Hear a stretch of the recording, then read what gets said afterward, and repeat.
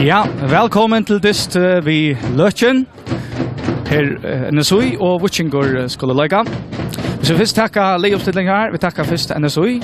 Nummer 8 Svømmerek V. Hansen. Nummer 2 Per Langkort. 4 Jens Johansen. 6 Karl Løkin. 2 Clement Olsen. 11 Ådne Fredriksberg.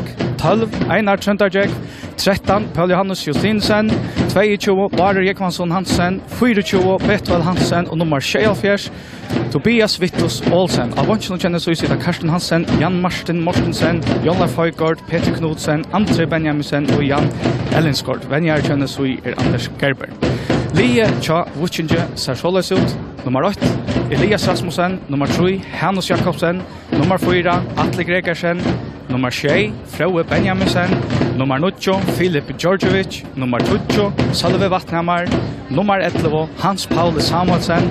Nummer 16 Hans-Jørgen Djurus. Nummer 19 Soren Angel. Nummer 24 Gunnar Vatnhamar. Og nummer 30 Adishina Laval. Av bunchen og Vuchinge sitter Rekve Rikshammar, Andreas Lava Olsen, Magnus Janskur, Jakob Vatnhamar Olsen, Fannard Skoradal, Hans Jakob Lervik og Tony Thomsen. Venjar Tja Vuchinge Samal Erik Hensen. Ja, vi marscherer til meg, det Sonne L. Petersen og Sonne. Hva for dyst kunne vi vant dere her ute ved Løkin i dag? Ja, hva for dyst kunne vi vant dere ute ved Løkin i dag? Nei, vi kunne vant 2 lag som vilja vinna. Begge lagene spiller jevnt første dysten, og det ikke noe størst trusht, så tølja, men det litt trusht like ganske bra nå med at man vil gjerne få den første serien i hus. Så jeg vant at det blir en løvlig dyster. Det kommer alltid en mål med lagene, så det blir løvlig å gå i båda veier, det er usikker. Ja, men så jeg har ikke hatt så veldig godt hek av Vuchinge de seneste årene, men det gjør det til en sier i fjør. Ja, det var den tiltekne dysteren, og stevnene vi kom at tro på 2-0. At det var 2-0 i halvøysen, og vant at det var enda en ganske 8. tapjere i Lokskjæløy. Men så vunner vi 17-halvøy 4-0, og det er helst knekka man kan bruke til nekka som en så gjør det. Vi blir en av halvøy av Vuchinge Rattlaneg, så det er ikke så godt at alt blir til. Ja, så skal jeg nevne til Lars Müller som dømer det, og linjeverger, hjelper Daumarer Andrew Christiansen og Jan Hermansen. Ja, sånn det noen overraskelser i byrjen av oppsetningen til Linon. Det noen spillere som mangler? Nei, man sier at Vuchinge Soren Viator, fyrir Elias Lervik og Idramstok. Og en så ser ut til at jeg tror brøydinger. Jeg halte ikke at det endelig nekker spiller seg av, men en så har vi brøyer, og det Paul Johannes og Jens og Betval som kommer inn, så det tror jeg går rundt i menn, så jeg halte virker som man hever Øyla Kappik og Blåsne, og så det Jan Ellinsgård og Jan Marsten og Peter Knudsen som er ut. Så jeg halte det bare naturlig ganske rotasjon, og at det nekker som kommer å begynne, kjenner jeg. Ja, vi såg kanske är det Florida av bunchen som kunde komma in. Kände några till så där Vuchinge här för ungelökar av Vuchinge av bunchen. Ja, tar av onkar lokala lökar av bunchen i Atlankampen alltid. Ja. Så och så där sjön Andreas Lavåsen som flera vara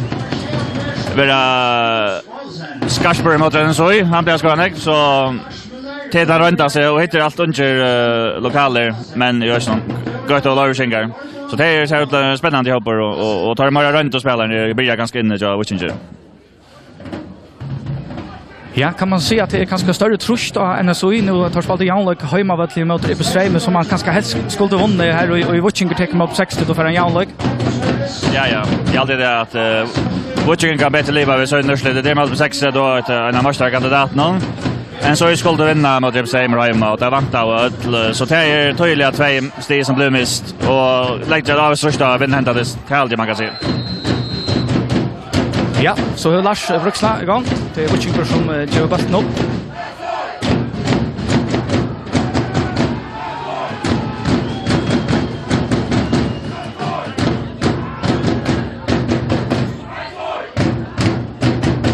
Ja, en så är det en bit upp här.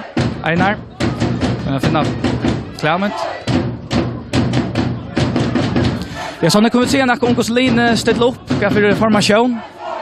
Ja, det ser ut att den så spelar vi förra vägen som man ofta diskuterar om det trutcher där förra.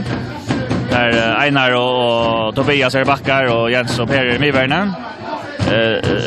Hina vi så där snart att det var inte för vägarna. Är så långt eller midvägen samma vi Atla. Och så är det han och så Gunnar som är och backar så passar ut Lalina sätta också lika. Och här var en des där alla bara. Laval cha Wichinger och Clement cha en så i. Och så är det Trutcher mig in i bailan mata. Säkert en officer babon till Georgievich cha Wichinger och Följe Hansen så som är offensiv. Det är fyra i vägen Nikos som är också Tegos är också viktigt att annars är det för maskiner när också lykar och göra matar upp i vattnet. Så fyra i vägen och inte stäna alla bara så är resten sitter. Så det sitter alla lycka upp. Det är matcha kan annan vad man säger. Ja, Wichinger och ringkast. Lavalla bort nu, Paule.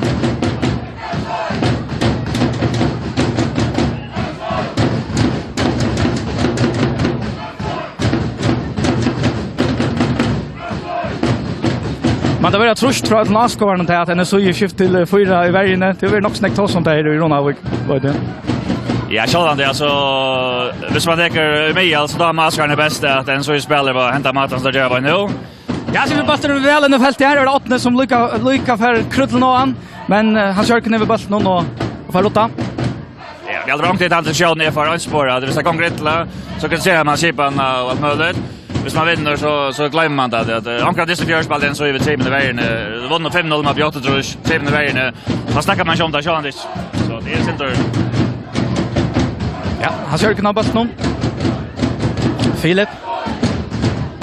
Ja, sänder bollen upp till Laval, han tar motor. Salve. Fraue.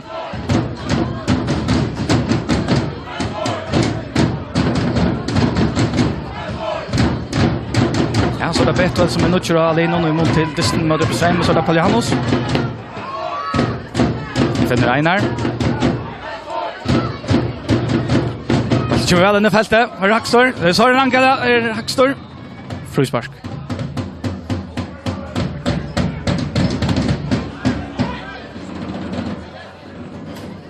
Ja, sånne sa det här av vårt ut.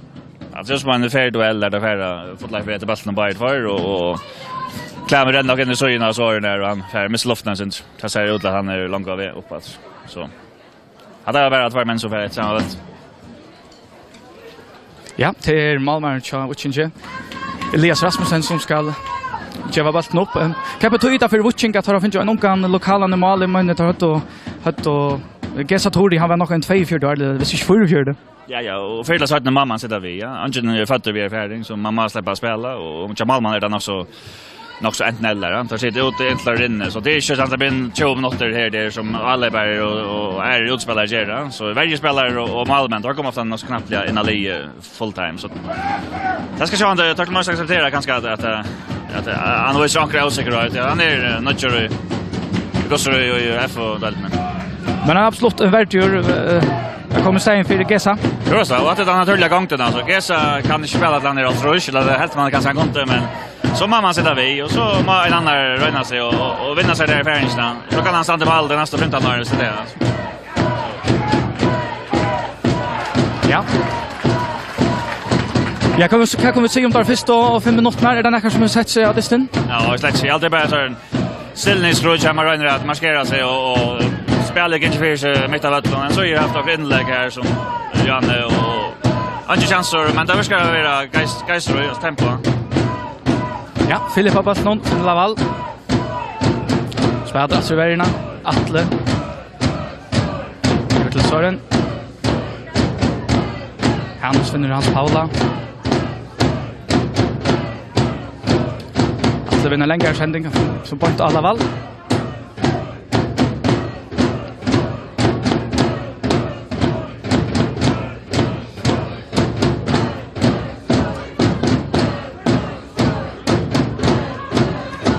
Till Gunnar Vattnhammar, finner Filip, Salve av Bastnon. Ja, hon Wichinger. Bastnon i fältet. Nej, för han är inte någon Karl Johannes. Johannes är förra Bastnon där. Så kan han så sätta Ferra. Här kommer Hans Jörgen i mittlen, tacklar. Betuel. Søren.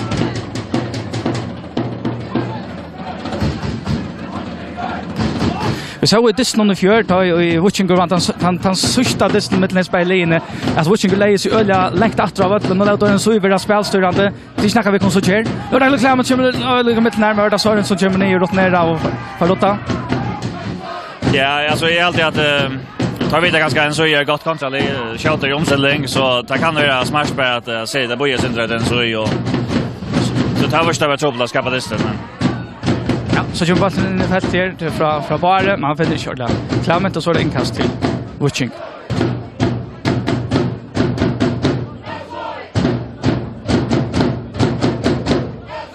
Det är Gunnar Vattnhammar som ska tacka sig alltid.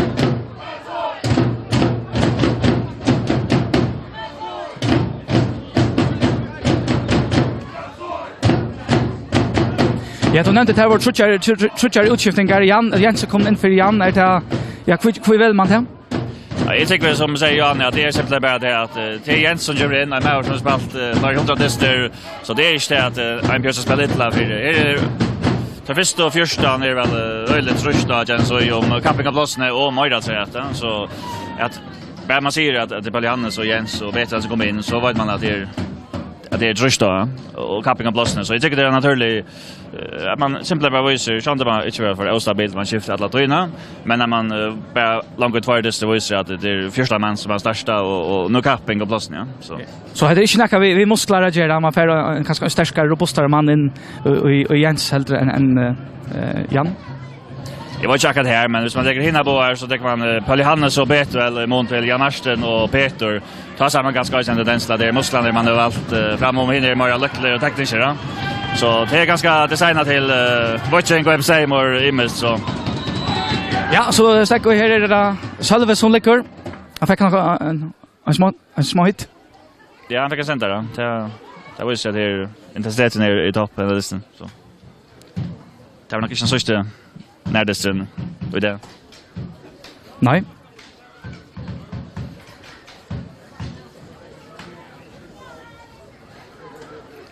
Vad kan du säga om Løkin att spela fotboll här vid Løkin i dansarna? Ja, det är gav Løkin. Det är lite låt och till det räknar inte så heter fantastiskt. Borde ju ska spela på några mata. Det är lite låt. Ja, då så att Sölve kommer för sig att den kommer upp på banan i åter.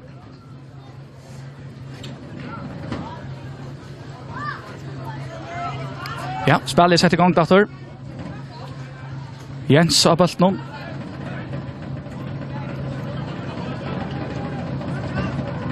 Per ut till Tobias. Betuel. Bar. Och kanske han skjuter bollen ut. Så är det en kast till Víking.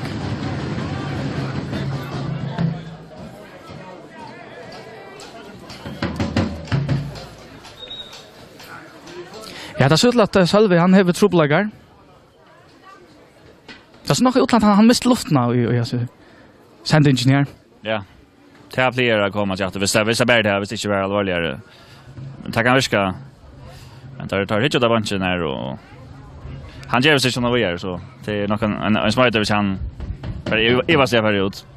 Sunnlagarna tränar vi då jag säger kaffe och te och i skolan någon har inte klassen som vanligt till 7 år och här fast med jag vet inte att jag har Víking haft ölla gott tack och en så i sån söndagsspel det var nog Estland det var det 2-0 till Víking i halvlek som för helt skøyver och ta 17 lag för Bay Bar och Sölve och det var det som gjorde det att en så kom in att distant ta. Det var helt skriverskande det tar absolut profiler som för ut. Men jag alltid inte bära det. Det var en lätt stämning och spelarna så trots allt 4-0 så jag vet inte bära det men det var Charles Riverskand. Så alla bästa spelare i kapisen för år så det är klart att det blir nej.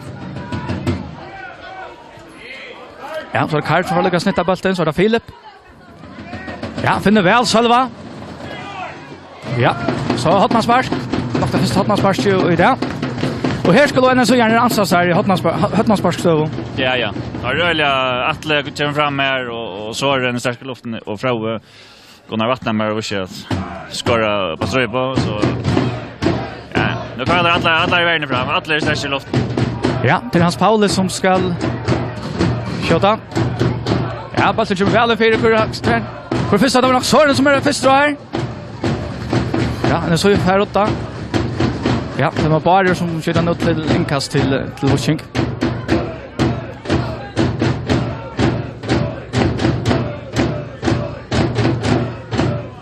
Ja, det han som kommer fram att kasta.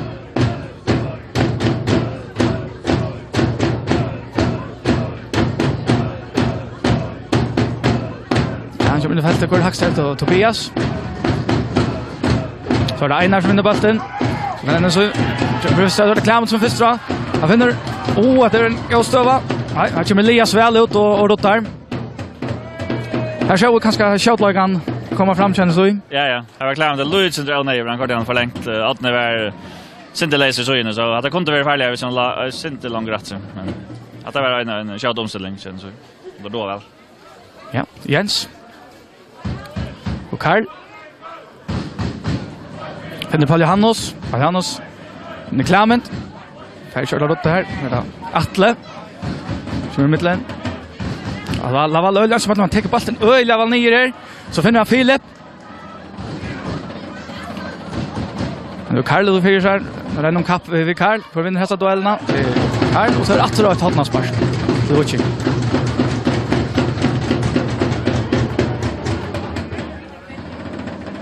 Ja, Karl röstar nu kör i ihop någon till kanske en absolut styrkor känner sig. Ja, han är öliga raskor, han ränner ner han täcker några meter här, det är defensiva med vet någon så han är halskurst. Det är en god spelare, men också Renjars kan sälja här, han fettelnägg. Ja, vi så att det känner Laval tacka bollen och Laval ner till Östna halskurst en grej styrkor till Wuching. Han la som dejer på att spelade Filip här så tar kon sannlöst jag kört av kontra eller Filip. Ja, så kör bollen in i fältet för Axter. Det är som Räckve som för annars var Atle Ölla när vi gör. Kör kött av. Ja, men det är bara 8 som är vänster och då Hans Jörgen. Vattnamar. Salva. Ja, finner Laval. Laval väntar Ölla väl. Det går fint då. Karl. Det Paul Johannes. Länkar malt upp till 8 men det kommer Soren i mitten. Ja, finner han Salva. Han klarar armbollen för ut där. Per vid fyrsar. Och han finner Hannos, men han vill malspark till NSU. Och med som Frau Benjamin säger, han är öliga rutin och kan han köpas ner Wuching Galino som kanske är långt och fullt späcka vid rutin och mot sagt. Ja, man kunde sagt att det var inte akkurat att jag bruk för det, men det handlar inte bara om allt. Han är en god spelare och han kan göra dem till att det finns en god runda spelare att säga. Så tar det halta stöden, men Sean det är näker George är inte gammal och Gunnar Vattnamar men det är klart att det är där färden som största och men så hade en bankspäcka vid onkel Götemannen så det är en god blandning men det är inte och största det säger man. Vi så och Frau i fjör spalade han i Happen spalade han ofta i Mivärn. Hade ju upp att han spalade i Mivärn där sen försvaret så den på mina. Det är ju tagit sagt han spalade om man kan se för båda två kunde egentligen spela alla scener. Så kunde det alla och medbandsspelare och vägspelare. Det är väl sån kvaliteter som tar bara det här som att ha lutat någon snack vet. Jag såg den kom nog till färger som högre backar. Vänta över västra Alleberg landet så han kan försova det allt. Ja, så är det frispark till Wuching. Nog 8 som har gjort det här frisparken.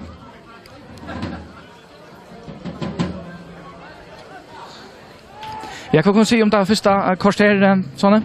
Nej, alltid det är mer att säga som finns något när det är inte några öppen chanser men Bailey är redan att trista kom Jack nu så någon inlägg som ska lägga väck eller den ska lägga mot bollen så till fair men det är ju bara chanser nu så Laval. Ja, nu Laval. Abasnon. Finnas Paula. Hannos bollen i fältet. För Hackster som räcker med strand. Frau Abasnon. Han får körtla snära bollen in och så är det målspark till. Han har varit helt vandalist. Ja, han blev löst för länge för sin räckvidd så han missar han center att sätta och så så får jag klara snära center Martin så men det Jackie Chavel blev för spokesjon och han väntar ut han väl så.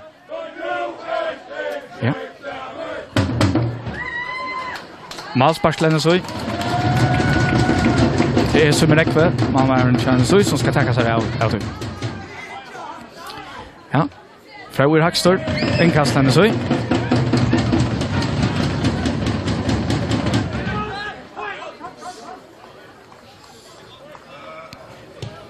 Ja, Jens, över till Tobias. Men jag finner åtta man Víkingur kommer i mitten så är det Laval. Så är det Filip av bollen. Här får vi in i fältet. Han snöter Jens i första atlevo. Och det går när vattnar var. Ja, att det var nervi.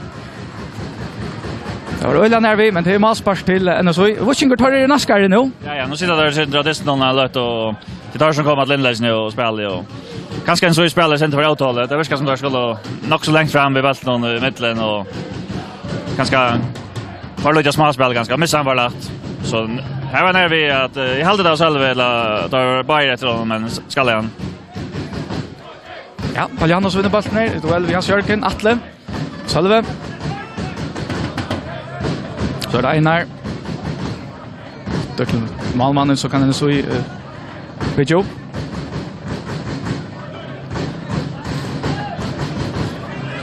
Jens har bollen. Finner åttna här med inne. Här kommer Hans Jörgen i mitten. Pantlaval. Vi vet han är lynande shooter. Det är Per som vinner bollen här och det är Barer.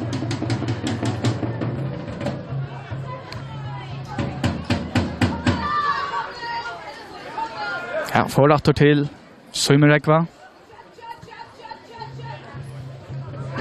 Per.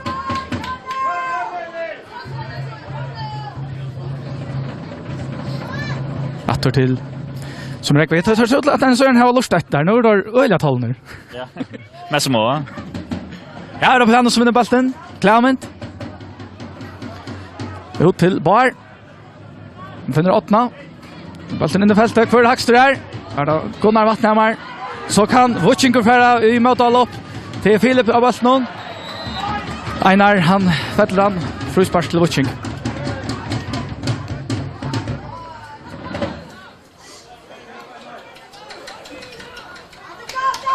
Ja, Gunnar vill fråga.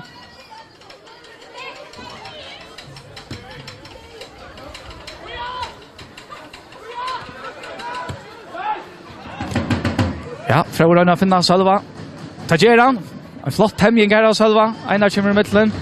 Och så är Attor hotna spark till Víking.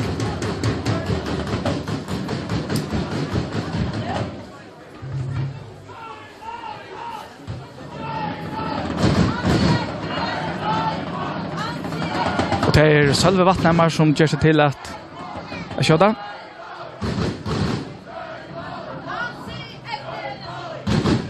Ja, främre stånk här. För där är det Atle. Jens, Barotta. Så är det åttende här, ensamma Atle här. Vi har Hanus. Hanus är inte någon. Ja, han finner Einar. Einar finner Klamet här. Mina.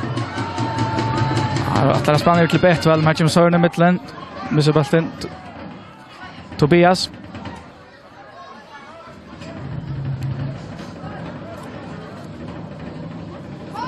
Karl.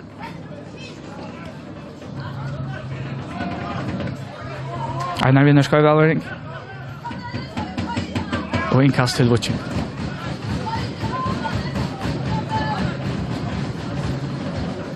Til Gunnar Vattnhammar som skal takka seg av tøy, så er det til.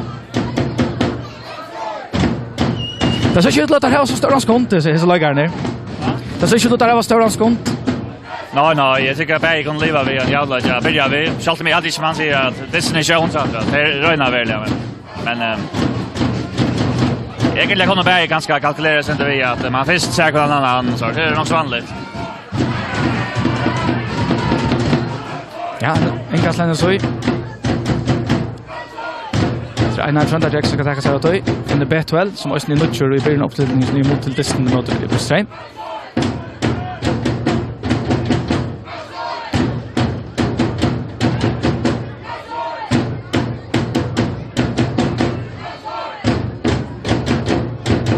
Tobias till Per. Det är längre sändning. Han finner åttna.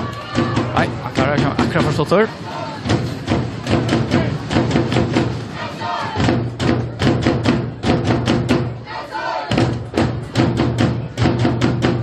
Det är Elias Rasmussen som ska tacka sig av det.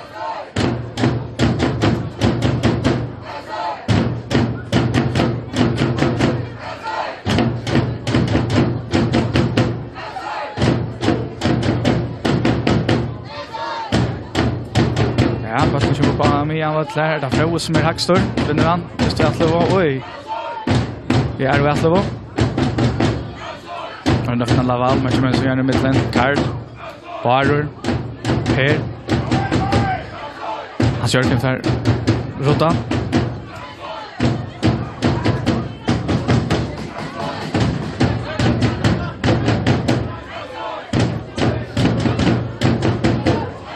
Här har varit en längre sändning över till Bar. Ja, Bar är nutcher i hoppen och chans. Han har spalt för det mesta högre vankor när det var tvårteste farner. Är det här då jag säger han spalt? Ja, det kan han sagt hans. Han kan ha spela högre backor. Det kan han göra bäj lukka väl. Han har goda kvaliteter på vägar så det sitter ganska annorlunda bak för han är alltså är de grannar som täcker tablas och kämpar vi han eller där högre backen som spelar sin så det sitter annorlunda bak kan han kan spela bäj. Så det tycker ja, Tobias till Barrer.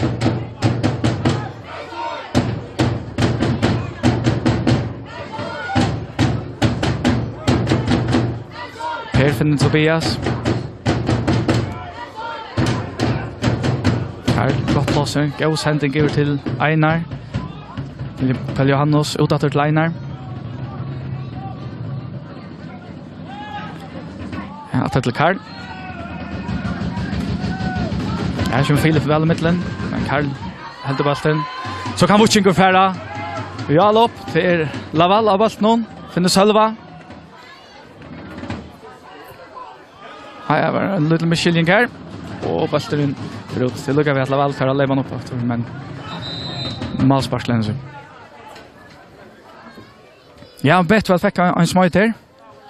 ja, han helt tag han var första bollen och tog bättre lösning men han vet väl väldigt några frispark. Det kunde vara en farlig stöv här.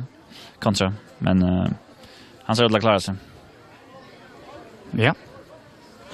Det ser ut lite gott plats här med vad till Karlan är pura upp här spela akkurat som man vill. Man är ganska vant att också kompakta Mio här lite lag. Ja, det var ju över när så båda vägar där. Det är väldigt plats ösnät.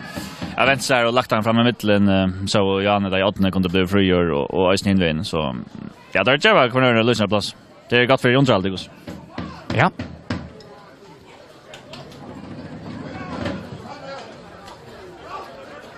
Hannes och Jans Kvartsen färbolten av Hannes och Hans Jörgen. Och då Gunnar. En längre sändning. Jens och attackar ner där Lukas.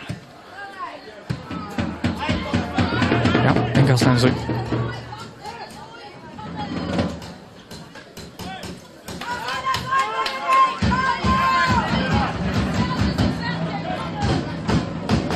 Ja, Tobias har bollen. Han är Barrer. Klammet av bollen. Här har spelat med här kommer Hannes i mitten. Då Karl skott runt. Han bollen ända rätt till Elias. Så det som Palle Hannes tog färden av bollen och så kom ända rätt till mamma.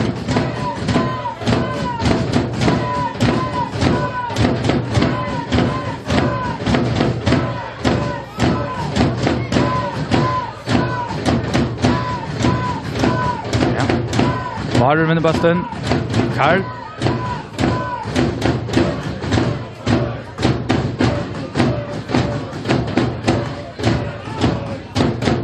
Är det Gunnar Vattnhammar som är högstor. Froa. Sölvia bollen. Atle. Gunnar.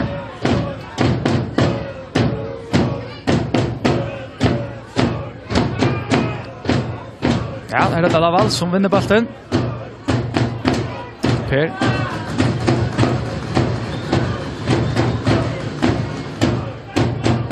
Ja, bett väl högstor. Spatsen ner för 18 till Elias i Malmö.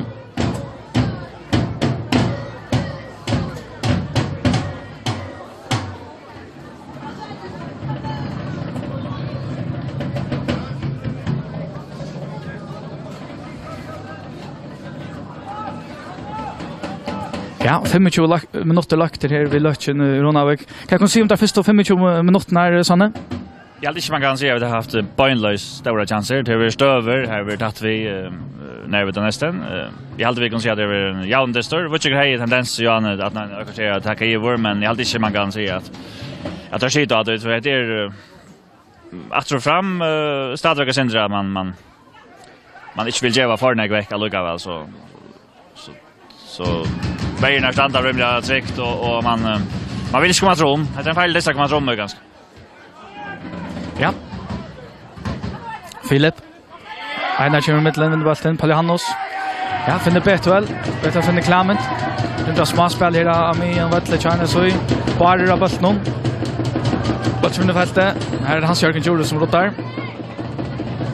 Bara rattor så är det Fröe. Det är 8 Fritzberg av bollen. Hans Jörgen. Det här kör det. 8 bollen vinner fältet. Ja, hotnaspars til NSOI. Første hotnaspars til NSOI.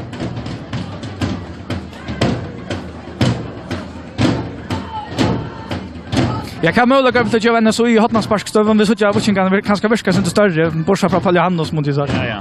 Men det var en otrolig gå han skjuta. Han knallade den 4 så stötten är nästan lugga mycket. Det kommer så härsten 4 för åtna. Det var tar ju förstås där Jans Paula. Det är samma. Och så då. Ja, till 8 som ska skjuta. Främre stång. Oj, här är det Hans Paul som kallar han. Nytt hotnaspars.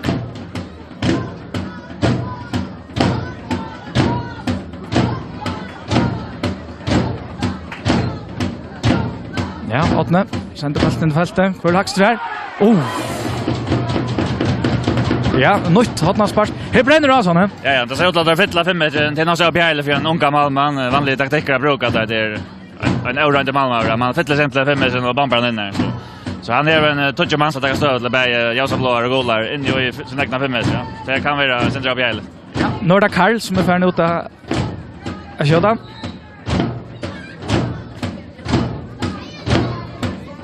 Ja, lite bollen i fältet för Hackster här. Är det nog Elias som är Hackstor? Nytt hotnaspars. Nog ta fjärde hotnaspars här på slä.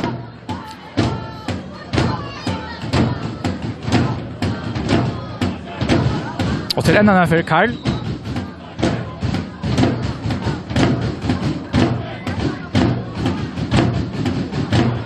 Det kanske omgänga som män för att skumpa sig inte det snart alla den ju i. Jag vet inte. 16 mans i 5 meter någon alltid. Det är trångt. Ja.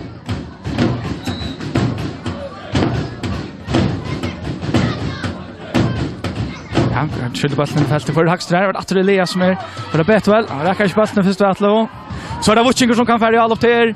Filip Georgievic har bollen. Kappränningar vid Betuel. Betuel har hållit efter till Sumrekva och i Malmö. Så är det NSOI som kan byta upp efter. Per har bollen. Tobias finner bar.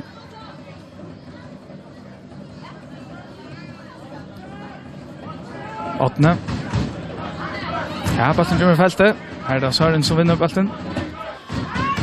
Karl. Einar.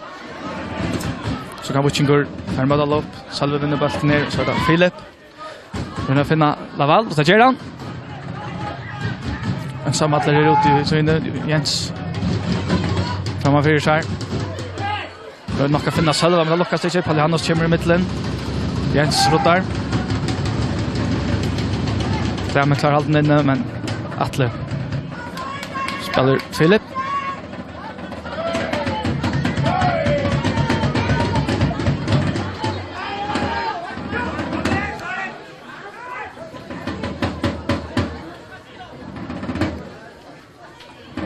Karl av Börsnum. Kommer längt efter av Ötlen för att mottaka han. Låter efter Möverlagon. Finner Clement. Betuel.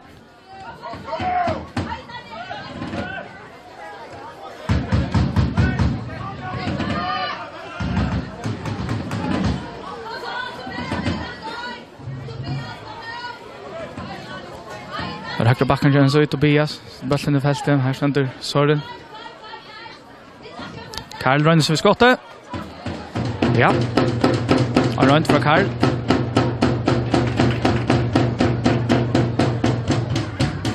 Jag vill säga så har ni vunnit nekva bultar här I fältet någon. Gå överlagare. Ja, han är ju så öliga av timing guys nu och stärskor och han är otroligt stark I hatten och så väldigt spel upp att det är ganska lättare att vara väldigt spelare och då front till stövna men tar han hon är stark. Ja, så när det är några år sedan att vara toppscorare ta ett spalt upp I Sverige. Var det Søren som la gjort ett mål så där? Mer än la gjort lag, det minns jag han tog gärna vid. Men det var halskra en stor orsak till att jag lyckades. Det var det man spelade samman vid.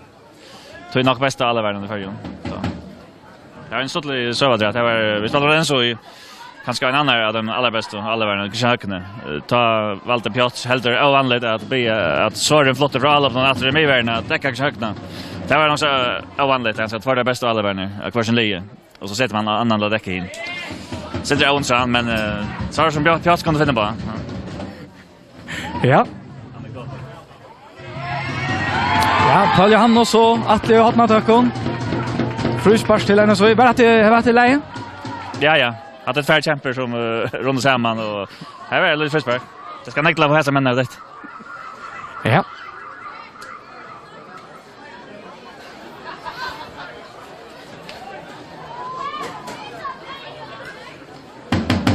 Ja, det fruspark till henne så. Vi såg ju I fjör att Atle tog sig av de flesta fruspark men vi ser att Karl han kommer morgon in I myntna nu. Ja. Tar högra bant och vänstra bant så är man var möjligen ganska värre och Malman jag läser av om det kommer. Innan skruva låta skruva och Karl tar man väl att fruspark så. Här skulle nog kunna skälta så om vi ska vara tatt på. Ja, det så att Karl som ska köra det fruspark på som i fält här. Atle Hackstor. Under bollen Laval. Hanos så kan Hans Paul sätta färra. Han stäcker upp sin dörr. Under Hanos Laval.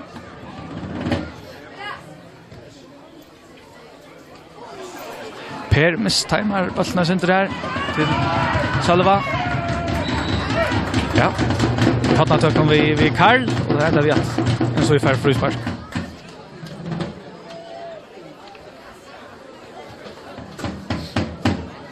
Ja, gå touch minuter efter det har vi snir för hållet som till NSOI och Watching och stövan framvägs 0. Janos under bollen. Clement. Åter till Einar. Nej. Röna finna Clement åter här men det lyckas inte. Malspark till Watching.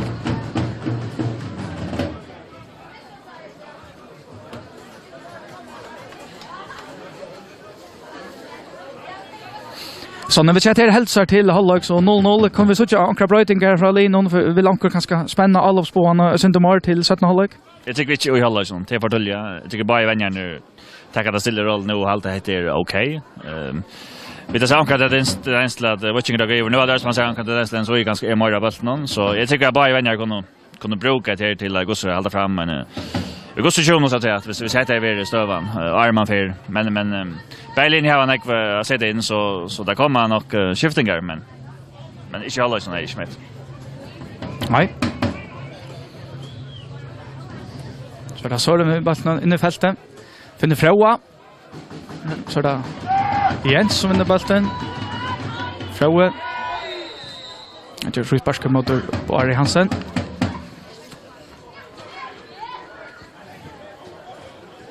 Jag vet inte fruspark men inte kostar giv igen och det ganska passa plats. Ja, jag hade ju han rönner att halta till ner. Inte börja på en inte ta något som vitla. Ösen stämning gå upp och så kör det räcker så. Jag alltid kände det näka guldkort egentligen. Det är två lei man är ju center hända vägen och TJ Motor center så det är bara fair distral och inte näka som över illa mont alltid. Ja, annars så första omfärd det var den där korsgiven är det en annan linje som domarna har lagt till detta kappingar. Ja, alltså domarna har såna regler att fälja så näka korston kanske spelarna vita och be om och jag som kör men det sa vännerna så det skilt inte om näka kors men här så man ankar helt blåsne och ankar kommer så inte så är som är klart guldkors så jag vet inte om man kan bära skilta på domaren men det är klart att lucka att skilta den ankar ganska blåa. Ja, han kunde ju också ganska giva guldkors här till ankran. I allt det onödigt för dölja det. Jag förpliktar center och kan vara vid att ja, Boschkan stämning upp alltså så. Jag hade ganska det var och sån men jag kan då jag spelaren väl skiltene av kjolvrøysene. Så helt det blåsende mannen så det stendt regelgjerning at det kors. Så ta kanskje vi kjørt sparska bøltet vekk, eller så bruker det... Det forskjellige nødja regler kommer, ja. Så blandar de på igjen, damer avgjer, og det så ikke vi ikke utenfor om anker blandar seg hver av Hei, og himmelar tøy hever Víkingur hotnarsparker til Hanno som tekster av tøy. Balten kommer vel inn i feltet, hver hakster her. Til Summer Rekk ved første atlov, så er det Søren. Hans Paule. Brenner av. Ball!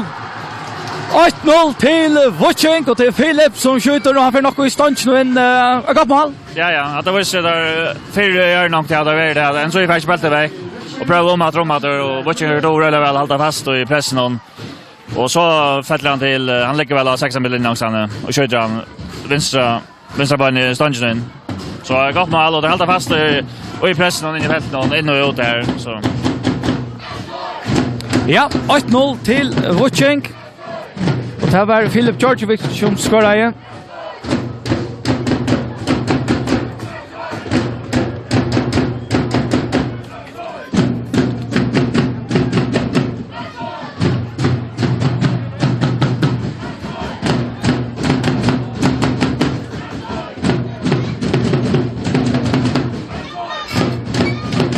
Ja, så er det en som skal gjøre balten opp med det.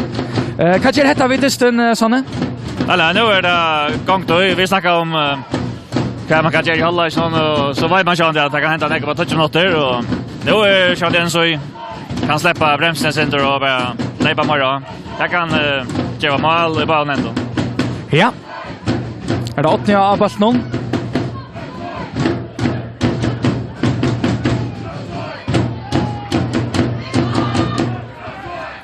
Ja, han spiller etter til Jens her i verden. Over til Tobias. Setter Fera. Ja. Nå er finner barer. Hvor er så først dra her. Ja, Fraue. Har prikket ballen fra noen og vinner disse duellene. Så er det Betwell.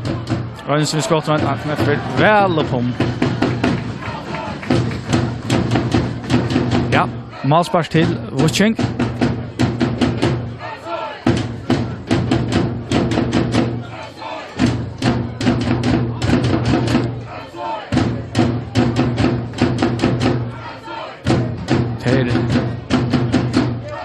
Elias Rasmussen som skal takke seg av tøy.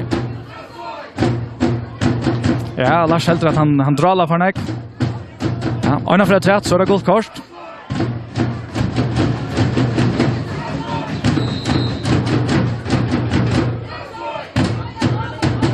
Så kommer vel noen feltet for Hakstrer. Vet vel enter, synes det ekkes litt her.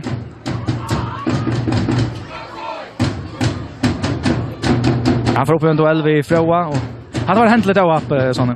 Ja. Han klintar kanske in där bara han detta sen skarpt nejer så är det till med loftna sitt. Han långt upp ut. Ja.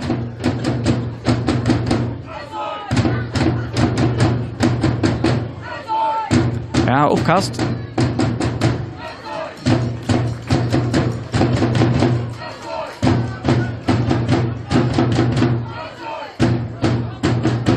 Ja, så nu snackar om det var nog så tamp nu, men så kommer ett mål i här.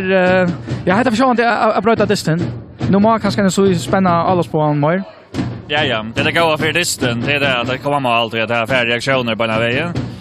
Så man väl jag alltid så gör det inte, men man bara röna på mer och nu är det en chans. Ja, klammet av bollen, han får vänster. Avslutar. Nej, han får hotnarspark. Hotnarspark lämnar så i.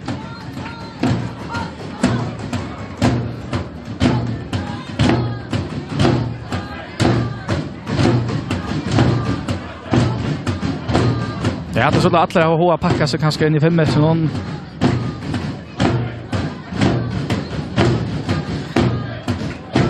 Det är Við Løkin som ska skjuta.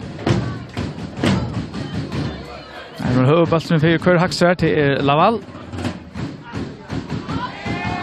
Ja, nytt hotnarspark. Och det är Åtne Fritzberg som gör sig till att tacka hotnarsparket.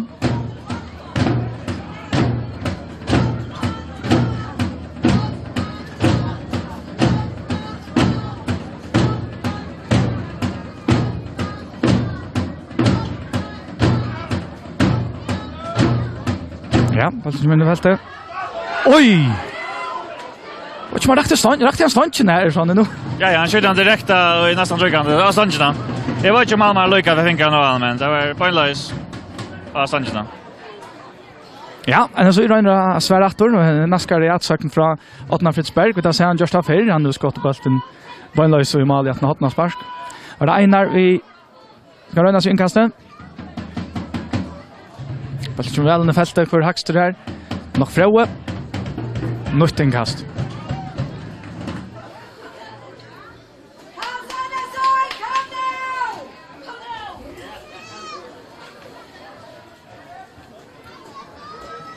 Ja, Einar finner Karl. Karl för vänster. Kvar först så till Frøe. Filip. Ja, nytt inkast till NSOI.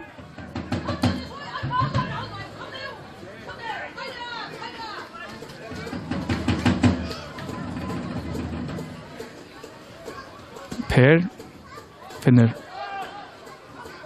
Attor till Tobias. Karl. Ja, Otna klarar ikke halda som ballen inne. Inkast til Vucing. Hvis det ikke etter bunchen noen tja, NSOI, hver er det som Allops S er du her, et offensiv lager som kunne komme inn? Ja, det er flere. Mest som Atler.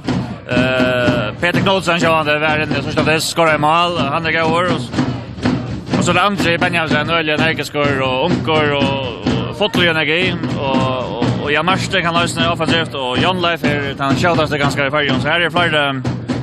Det är egentligen bara Jan och Karsten som inte är offensivt präggar i spelare. Så är det inte att är det inte möjligt. Ja.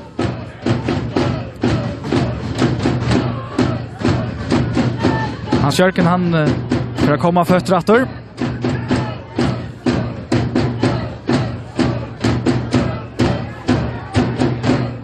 Så en anka ska ta sig. Skjuter bollen upp i vi fälter kvar Hackster här till Frøe. Vi såg att Frøe vann i Öland ekvar luftboll där. Han är öla starkare i luftduellen. Ja. Han är det brandra med inne så han är inte nämras efter. Han är fysiskt öla väl för robustor. Ja.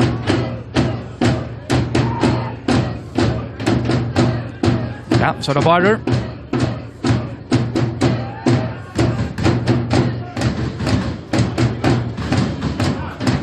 Betuel, eller Jens.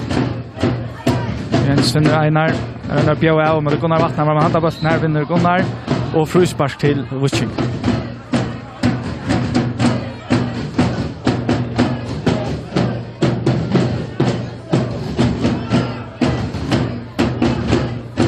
Det er Atle som skal takke seg av tøy.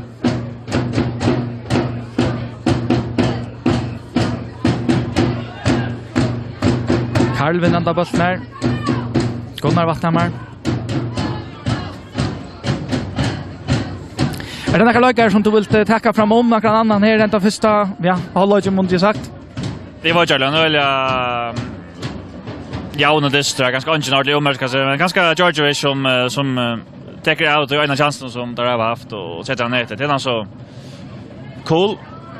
Stång inn og Sean så hadde vi det Åttna som är öliga gått inläggar och stanka ut och där är Åttna han är nu 18 och gärna ta vid man att det vi vilja det är inte bra mål. Ja, Åttna ska tacka sig över ner Åttnas person.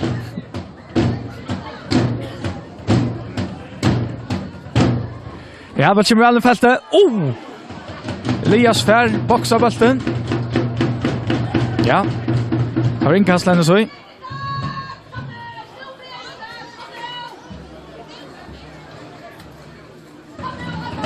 Och till Einar Tröndarjek som ska tacka sig av inkasten.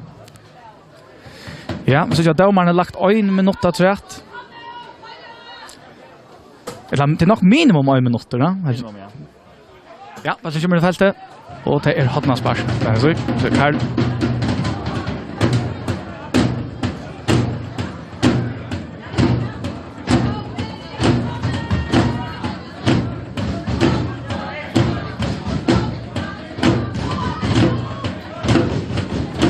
Ja, här är inne i fältet för Hackster här. Hans Paule. Färlotta. Ja, så har lagt ett litet trust här nu till Landans. Ja, det går att göra så. Lucas som jag watchar jag har givet att vi var det trust. Men man borde via att få en nytt hjärna att länka stå helt fast i trusten och Ja, målspark till Vucing.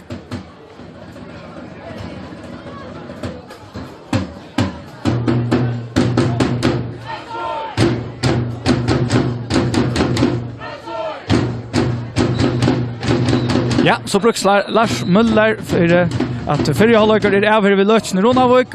Støvan 8-0 till Vucing och i motrennet så i vi skulle tacka samman om den här förra halvleken. Vad skulle vi säga? Det förtjänt av Vucing för föraren?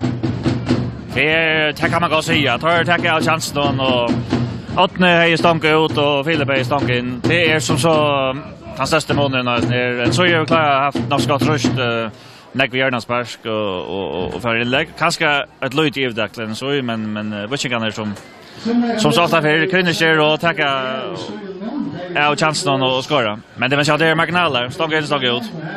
Så det är jämnt distrat. Ja, kan se backa ut sina lagare i halvleken. Nej, men jag kan se det får nästan slä. Kanske att det är marska stövnar tränar så jag får så det bara när det tar att nu och Karl lägger där väl en video och det var ju att det är väldigt trubbel så Elias är faktiskt inte omringan här så jag tycker vi att till något så riktigt att släppa undan då men man får när marska där och annars att kanske böja sig inte efter den så nu kan man berätta och lägga sig inte så drar inte paniker och vilka lever ni om att alltså han hälsar bara så tar vi att fest vi att killa distance inte ta tempo och så gör. Så han för att bara beda Jeda så då så väl. Och han är så i hinner vi in tar man kanske till att tacka fler chanser. Ja, tar till så alla då när man lycka Majeva center in ända i varje ända någon för att få också alla upp och satsa sig mer. Och så kör han det här Víkingur nekva svärt vi och sälja här ute en annan bunchen som lava eller går kontra med och stärskor och skjuter och allt. Så jag vill säga en så borde jag nog kött så man inte slapp undan eller det är sån helt så jag det man Víkingur. Men Víkingur alltid kan bara köra.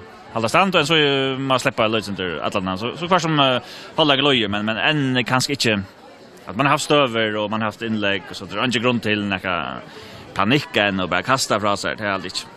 Nej. Tack för det först Sanne. Vi vill att ta i 17 halvlek över Brukslaur och i gång.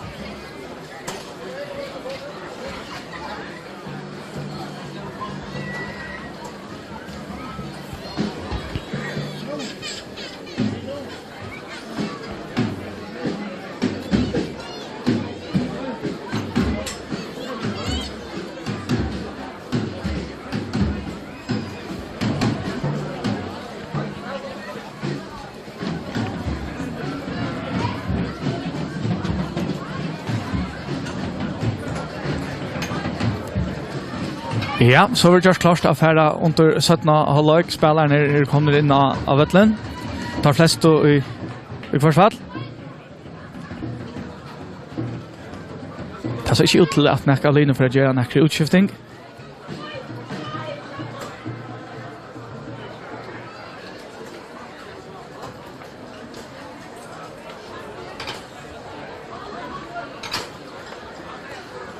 Støvan altså 8-0 til Vucing, etter at det var Filip Georgievich som skåret. Det var et vekkersmål, han knallet i ballen i ståndsene og inn. Så 8-0 til Vucing.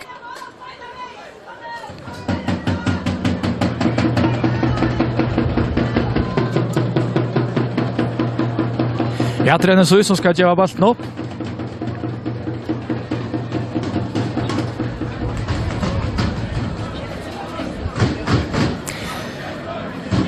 Ja, sånn, hva kunne vi vant dere? Vi gjør det sånn at vi tar i 4 år av livet, men hva kunne vi vant dere nere hos nere, ja, 17 halvår ikke noen?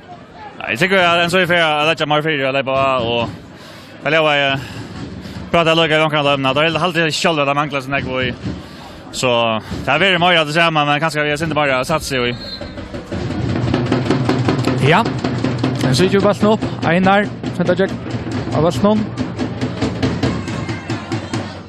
Ja, här så den attor första bollen. Hans Paule. Frøe.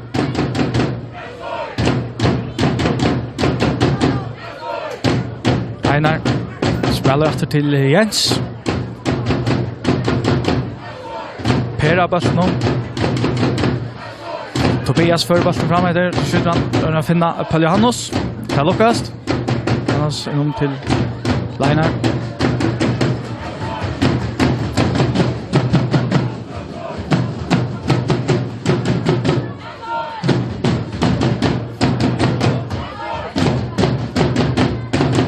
Ja, Víkingur inkast.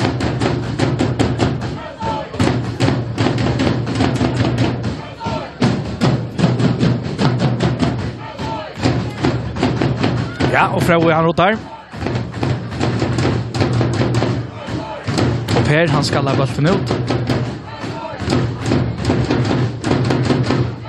Kunne vi vanta til at Víkingur for bare lägga sig atro og verja seg 8-0 løsene? Nej, vi har inte lukka. Rocket därför av Röjna. För Pjörsen ska bara inte satsa lukka nek, men tar var det så som Röjna sig? Det vill jag. Ja, nu bredde det av. Rocket har vilja lukka dysten och färre efter ett martfej till. Men det vill kanske bara mer kontrollera än så i förnöjen alltså. Ja, är det Hannos av Balton, inkast till Vucing.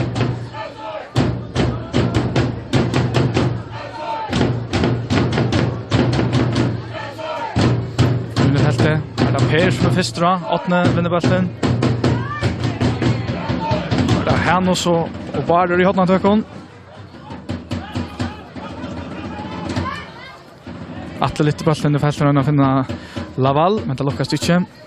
Som är räckve av bollen.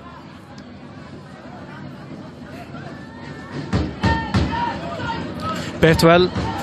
Och kicksar här. Det är Simon som finner. Salva skjuter! Oj, hatta var en öliga. Gå runt. Här kom det akkurat samma vid 2-0 såna. Ja. Att det var en farlig gåva att göra man och vanliga bäckar där nät jag så där. Men det var när vi. Jag får inte avsluta men bara en söjda. Ja. Det första helt gåva runt nu i 17 hållet och det var Sölve Vattnamar som åt i Hanna. Hans Jörgen vinner bollen. Paljanos.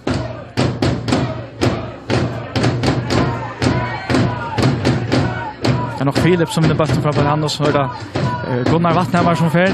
Han fer alla vägen den han gör. Ja. Det är Anker Blair in i fält någon. Ja. Finner Hans Paula. Frøe, så Hannos utanför till Hans Paula.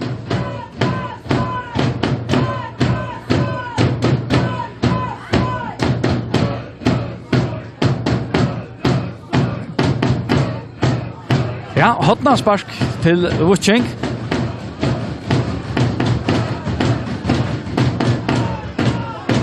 Och till Hans Paulus Hamadsen som ska täcka sig av hotna spark nu.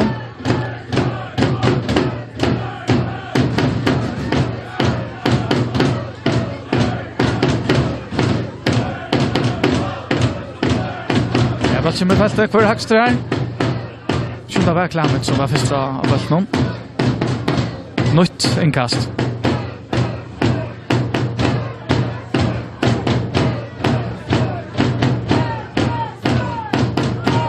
Är det Hennos? Han kastar nog långre än Hans Paule. Schalt. Jim Butler med för det Atle först för Hans Paula. Ja, att tror jag en go runt. Víkingur blir bättre så knowledge. Ja. Och långa tvär go runt där Atlant Karlan så kanten. Så det går system man kan se att det har lagt sig efter att välja så här är det inte förtjänst. Går så visst nu. Det kan säga att har högsta över där man känner det handlar om att göra raska.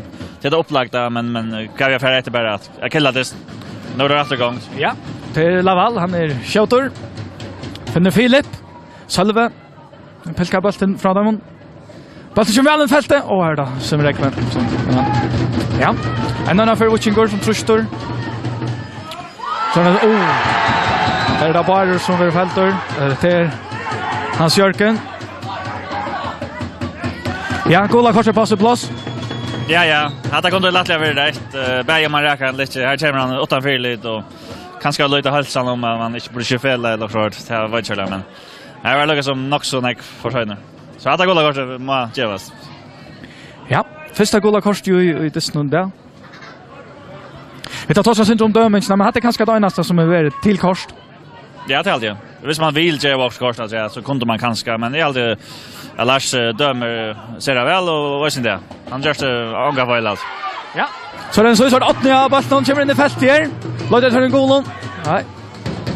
Det var det här som för kommer 4 och så är det hotnaspark till NSU. Och det är 8 som för ut att tacka till hotnasparken.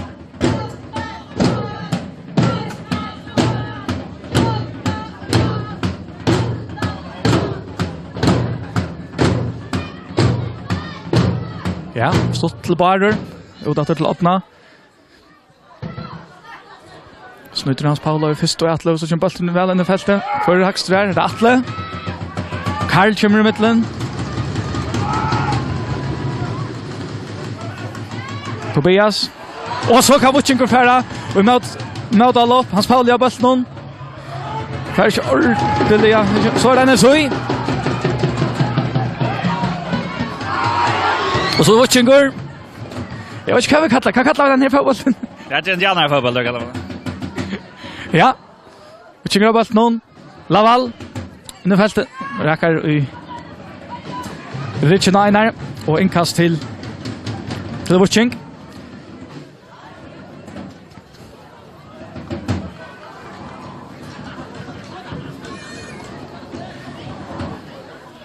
Ja, och det är Gunnar Vattnhammar som ska ta det.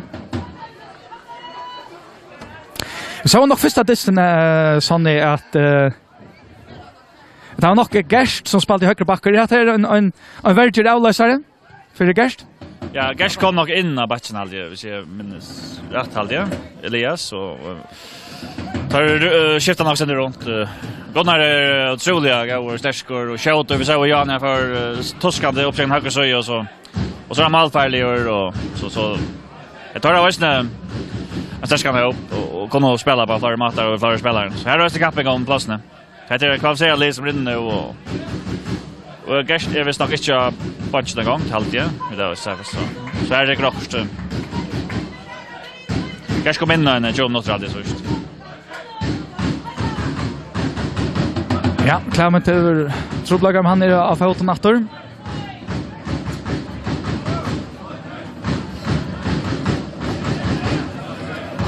Ja, Jens har bollen någon. Atle till Per.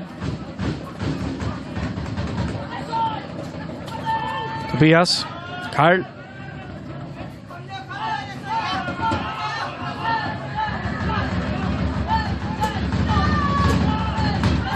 Särskilt men så utgör snacka taktiska brödningar nu till 17 halvlek. Jag vill ska inte köra så omedelbart men kanske man kör backarna lagar upp som Einar där och så annars är det alltså uppställningen samma. Man kan såja att Adne och Pauli Hannes kunde skifta om man. Det gör det så för alla. Det är inte dynamit ju men det Det Witching vi själva och Georgia Vision. Röjka center och annars alltid det är något av samma. Men som man gör där man snackar om man satsar. Det är ganska att man löver einar dem väl långt upp på banan och så där. Det är lite sats man gör.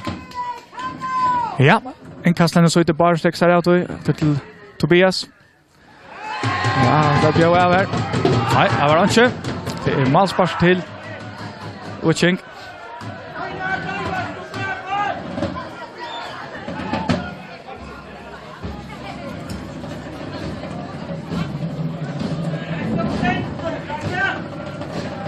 Det är Elias som textar av målspark nu.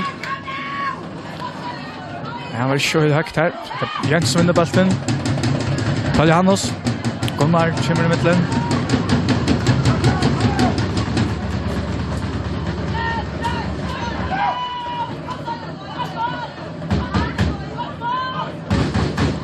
Einar finner Paljanos efter linearm.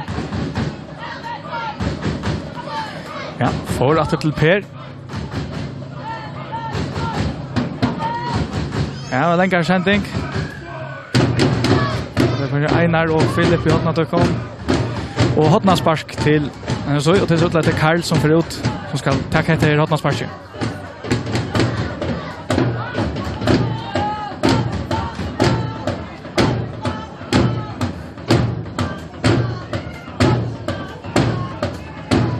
Ja, nej folk in i fältet nu. Bara Einar och Tobias som inte är i fältet nu. Känner så i. Ja, åttne avsluttar. Var det sånt då? Det var ett stången eller så den alltså öliga till vilt allt utan bjärgas ner. Ja, det var när vi. Åttne slappa stanta öliga laser där att snöjt och att romadlar. Ja, så det var Víkingur som kan färga lov till Salve. Nu är nog att finna Laval, men det lyckas inte.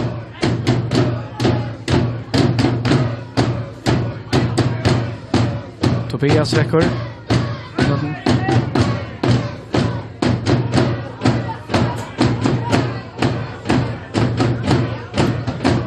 Ja, längsändning. Motor Paljanos med Hagstor. Klammer kommer i mitten. Avslutar! Han point Tobias. Ja, det så är det inte nästan nu han lagt om. Ja, nu att det Paljanos stämmer väl. Det var klambalten. Skjuter väl och Malmar måste med stanna ut lottna här. Så här var omräppe. Ja. Jag har inte sänt det ända i helt att du malen och tja som rekva.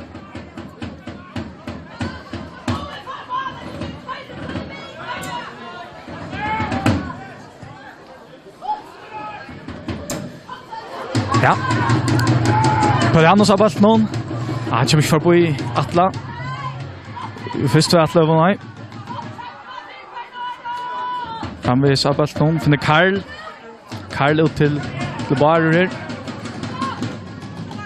Bollen väl i fältet. För Hagstra Elias ut att han får lucka boxa bollen. Så får Witching kan rota att han var nog Filip. Jens. Betuel. Men jag gör 8-2 vid Einar. Jag har bollen kommer in i fältet här. För Hagstra nog Soren som var Hagstor.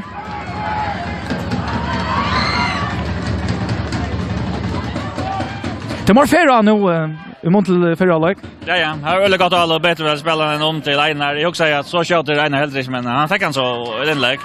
Det blev bara lycka vi och inte att som han räckte. Har gått alla. Ja, Per av bast någon.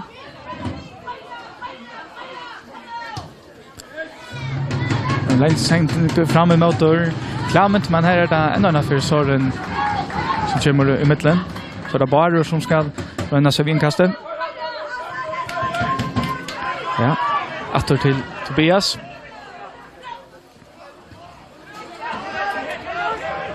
Per. Ja, finner Klamment. Karl.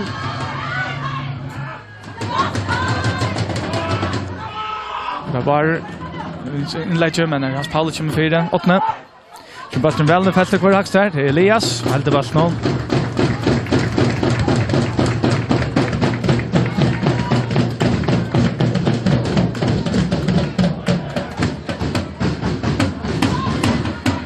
Ja, det första små i 15 minuter av satt knowledge kat kan vi se om tar. Watcher lägger härligt ut vi 2 gånger chansen att 5 minuter. Då är det så totalt sett ja det är lätt och har haft fler farliga stöver. Så då är den så i på nu men ta kan båda vägar att vinna. Då är det kom nöjas. Ja. Han Jörgen ser bollen från åtna. Ja. Vänder bollen fram till Laval. Per är där. Får tackla bollen ut. Inkast till Vucink. Längt upp i halvan nu tja en så.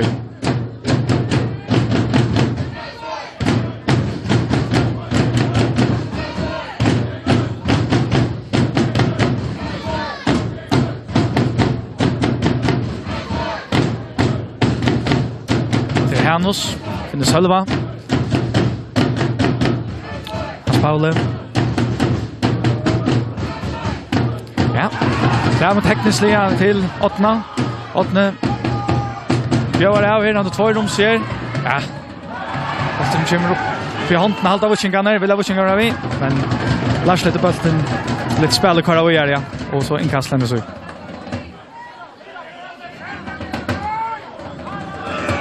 Ja, Vucingen kommer i midten her. Feil alveringer fra Nesøy. Så ligger han, så er det Philip som ligger, men han skjøter opp at her. Einar av bolten. Karl.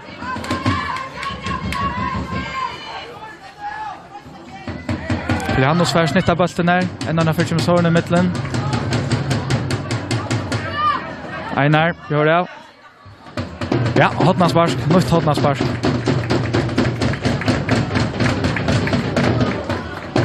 Og til Karl, som skal røyne seg.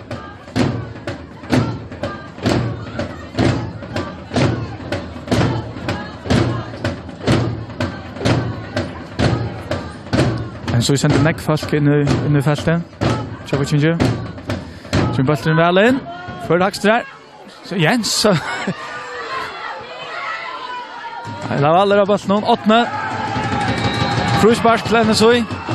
Det är så att Jens gör det sån halkon. Det var inte att saxa lag eller vad det. Ja, han gör det mot Röja för akkurat som stöv så det nog det han så fiskar det bollen med vidare. Han saxar han ett det var inte den 2 år för när det. Så det nog det han är förställt sig att han får sitta i trugan. Om man gör det 100 för att så han inte lyckas av Jan i mål. Ja. Den kan man stäcka motor från Jens men rock vi dör rätt. Ja det är en av dem. Hemman för allen och jag vet inte det var gå runt eller. Ja. Frusparklarna så här i gåar stöv. Att ni har sett tulliga bollar i nätet för. Ja, han har det gått på en första försök där. Han skjuter härst och kontrollera och skjultarna så är det kört längt vid syna alltså. Det är gåar runt ofta. Ja, kommer han. Skott runt. Ja, det var en go runt men Elias för vart han den här bollen ut. Ja, go runt. Ja, go runt. Ja, det är en trick i Jamalman helt ner och hjörne. Så det var när vi. Ja, hotnarsparslene så i. Det är åttne som ska täcka sig av hotnarsparslen. Ja, bara kommer väl nu fäste kvar Hakstra där. Det var nog en så jag vet inte vad följer han som var Hakstra där. Ja, han har tagit bollen ut och inkast till Vucink.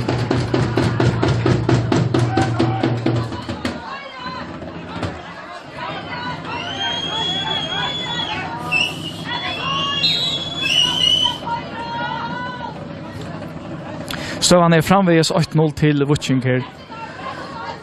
Runavík. Sorna bollen. Ja, bollen är gjort ett inkast. Nej, han dömer fruspark till Søren. Forskom. Ja, det var Jordan att fruspark här till Boøl, men han fick kanske skump här Richard. Jag sa att Jordan men Lars bättre där mer. Jag också säger Jordan man annan inkast men det var ganska skump ju, tycker nog. Ja. Han finner Frøa Per kommer mittlen. Karl efter till Summerekva.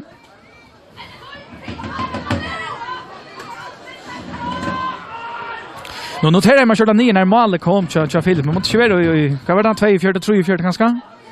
Ja, jag vill sagt att vi snackar om man touchar något rätt så det är en ja, kanske jag vill sagt sista 13 något. Ja. Filip Georgievich som vi går skott runt centerbollen i nätet. Efter för stanchen så där Palle Hannos.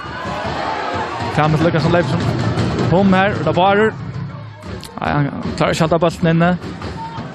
Hannos tar skott. Framma Laval. Efter till Hannos.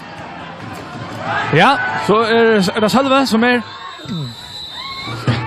Nej, det var det. Rengstöva.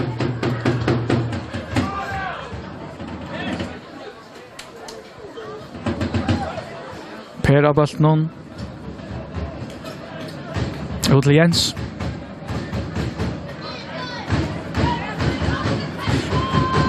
Så vi trustor för att få ut i annan mål är det Atle som är högstor. Karl bollen in i fältet. Här utan trubbelagar tjän Elias.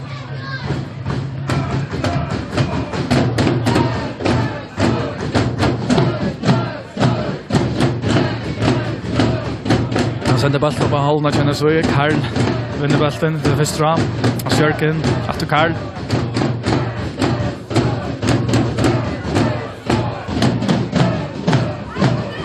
Filip. Lägger bollen väl ner. Bjöar av. Han finner om gång. Bollen kommer in i fältet men här är Angie Blauer. Gindiosa Blauer. Och inkast henne så.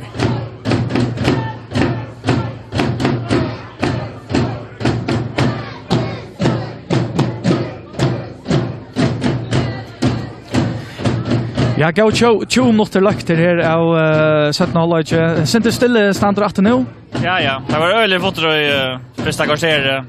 Första 5 minuter ganska. Var inte så en touch med Sven så just nu är det efter 5 minuter det är var Freleve chansen och ganska oprecist i spelet. Så ja, Salve bollen utan för fält här känner så i. Han finner Hannos. Hannos missar fotafäste, men han håller fast i bollen alldeles. Atle Gunnar. Finner Atla. Salve. Bollen i fältet för Axtrar som Rekve och Froe dystar som bollen. Det var fryspark till NSOI Malvarian.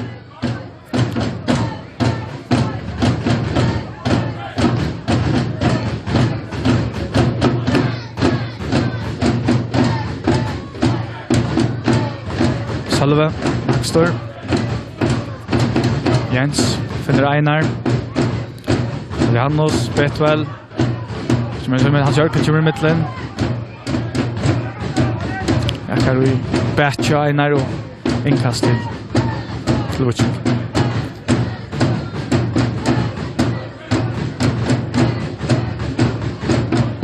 Jag kan man vänta från så i kunde ta väldigt lojare ut eller catcha där man för man kan kunde du huxa där? Ja, det ser ut till det som man gör nu inte vad gör det är Einar rätt offensiv. Lägger dig vankor som backar. Vanten är sjön, hvis man missar bollen som Tobias gör igen. Det var bara helt för en så Jens Paulic fick han vissa då. Så det är sånt här man satsar. Man får fram i fältet. Och det här var chans möjligare att bara kan spela högre backar och en offensiv spelare in. Han är en offensiv backar bara. Så man har möjlighet att bryta formation, att bryta lösa bara på högre backar och John Life André eller Jan Max Långskjör kommer in och jag också eller Peter Knudsen. Så är man just mer offensivt vi som uppställning alltså. Ja, och hinner vi Víkingur skulle ta dem för skulle ta kanske någon offensiv lagar en Laval eller Filip ut och kan en mer defensiv in. Ja, det ganska det är alltid inte det här en alla bara och hittar allt kämpande spelare så vi offensiv kvalitet men han har en fysisk spelare så akkurat det här det är ganska mycket av sånt problem över alltså. Nu renner där syndrat nå en alert och jag vet inte hur formstövan är i Götland. Ja. Hans Jörgen som gör frispark mot Betwell.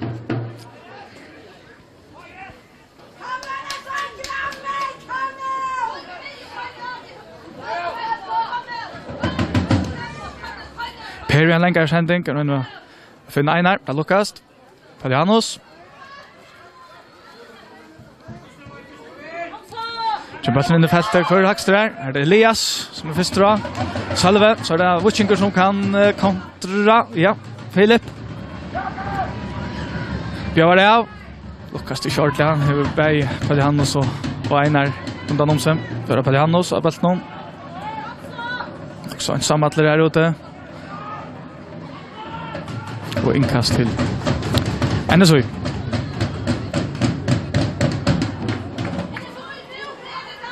Ja, det är nog mest Víkingar som hit upp här. Jo, här har jag sett alla bunchen hit upp. Här är omkring så gör alltid så att Jan och Jan Marsten och har väl ullat ner så jag vet inte om man säger. Ja. Einar.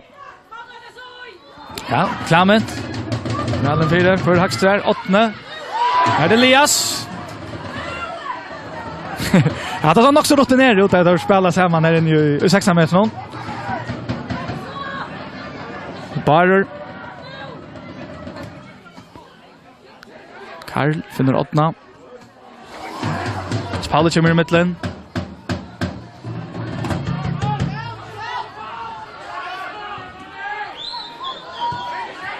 Karl åter till Per.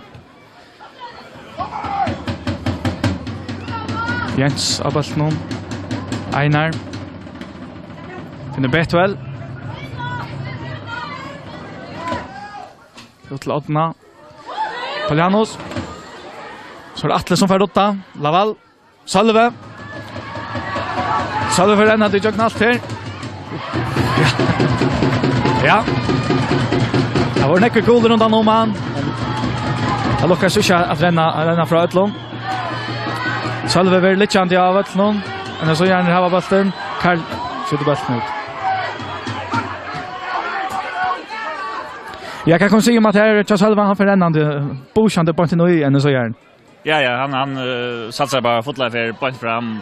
Det var Lucas men så det har varit bremsa över vi en ungefär tackling alltid. Men det rör sig utan mest luften här sen. Så hvis det är det så är han uppe i att rum hålla något. Ja.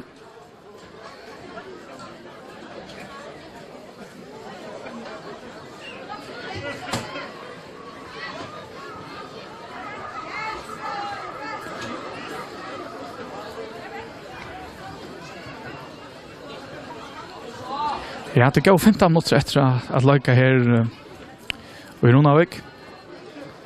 För det så jag watching more att ta tempo i ordet nu. Ja, jag tycker det tar för att göra det och tar för kanske kan några utsättningar visst göra det så är det bara så de har på Orsko att få något Orsko en helt sen tar så inte för några taktiska utsättningar. Det är alla där Garva och Irina vet någon som då har kvar till hem. Så det är bara tycker vi saker blir flätor så skiftar det ut för att på något Orsko annars kan det bara samma mata ställer roll i vart. Ja, Salve kommer för chatter. Ja, Paul Johannes. Finner bar. Ja. Ut till åttna. Nu fältet för högsta. Elias som vinner bollen. Ja. Elias har gjort så gott i Malmö. Olof nere i Malmö. Ja, det är bara klält allt. Han har gjort så gott. Han kom efter som man ska haft några fina bjärging. Frisparksshotna och åttna är som skallar han nu och här han östvär och han har gjort så gott. Så det går nära av bollen. Bollen kommer väl i fältet. Här får Florian Kottler. Det är bara och Fröe.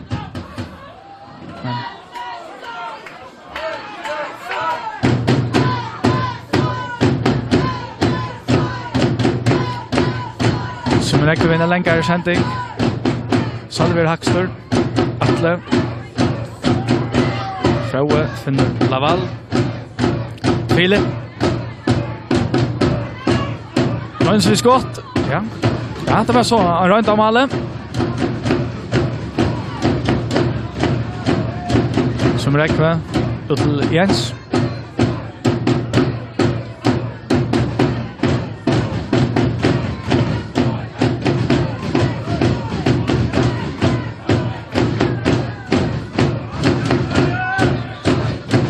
Ja, Röns vinner länkare känting. För måtte Paul Johannes. Han vinner bäst med första Atle. Clement, Gunnar. Så Atle. Laval, han får venstre. Gjør det, men Jens kommer i midtelen. Karl, viser bollen til Hans Paula.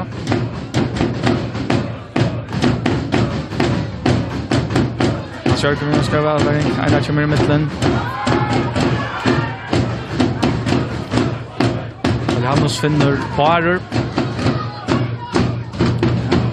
En innleggj her, men her det Fraue som kommer i midtelen. Janus. Ute i båret til Einar. Kommer for i Filip.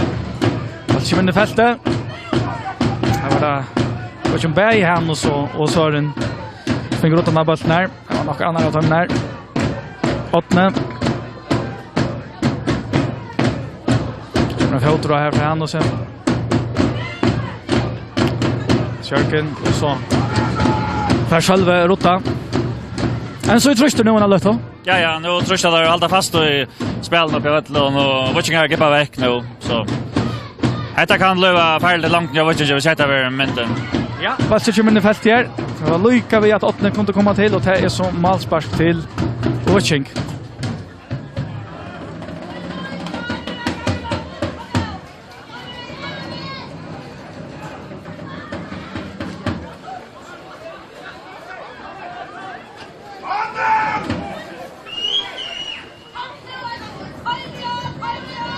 Ja, Elias en längre sändning. Karl vinner bollen. Clement. Den han öppna. Ja, Atle kommer i mitten. Tar jag vi snackar veck i världen så vad tycker du? Nej, är Atle. Check var runt där. Han ska helst slå den kapp vid öppna så han vet han ska ha bollen. Arn. Ja, så det Clement till Pura läser in i fält nu. Följer han oss.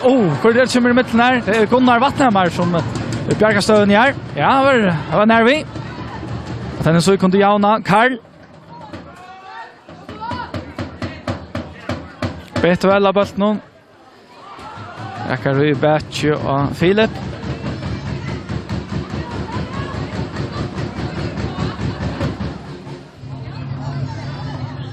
Ja. Atle Atter Hakstor.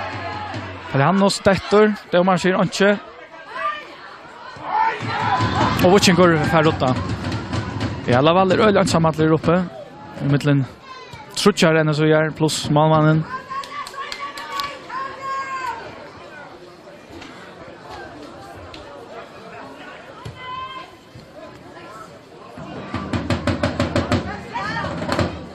Här det Gunnar som för Rotta uppe mot Laval. Vi så jag watching långt efter vart nu är det att jag trust till att ha bevist lax långt efter. Det är ganska en kombination av bara och jag tycker det är bara så trust efter. Då så jag inte pressar ut step short spela sig och trust någon så jag tycker det är nog så kan så som trust. Men jag tar inte emot det för centrat. Ja, då skulle vi ha bara någon. Finner Hans Paula tar med fältet. Bara kommer i mitten, för spalt att till Sumrekva som först skottar bollen upp av Miavat. Är det Søren, en annan affär. Ja, så är det Clement. Följer Hannos. Räcker bollen ut till Betwell. Bollen kommer in. Är det Hans Jørgen som rotar och där till Betwell. En annan affär, Hans Jørgen. Rotar. Inkast till så. Ja, så utskiftning.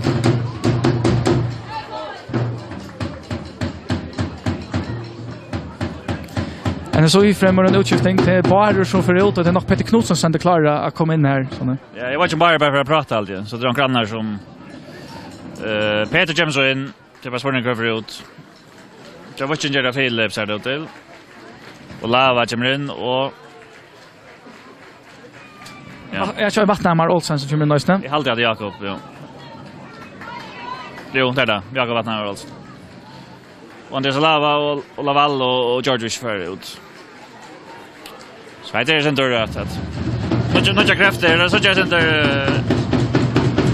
det pressar ut. Ja, Peter kommer in för Einar. Kan väl ta mest chans. Hur så gör det nu?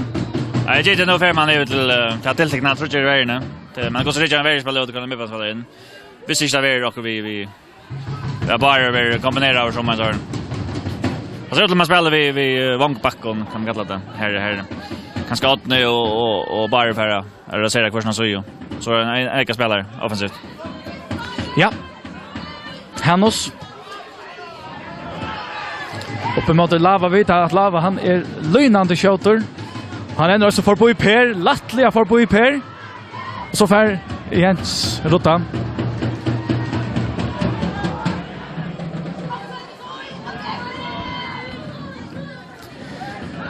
Ja, det är en 20 minuter efter här i Runavík, så plus Dalesa och Stövan framvis 8-0 till Víking. Ett mål från Filip Djordjevic.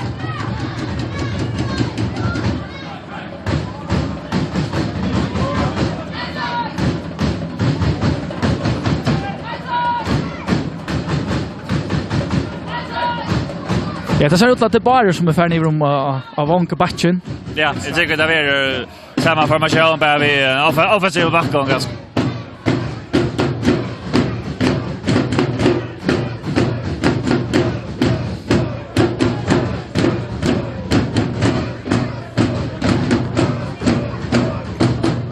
Hannos ser klart att tacka en kast.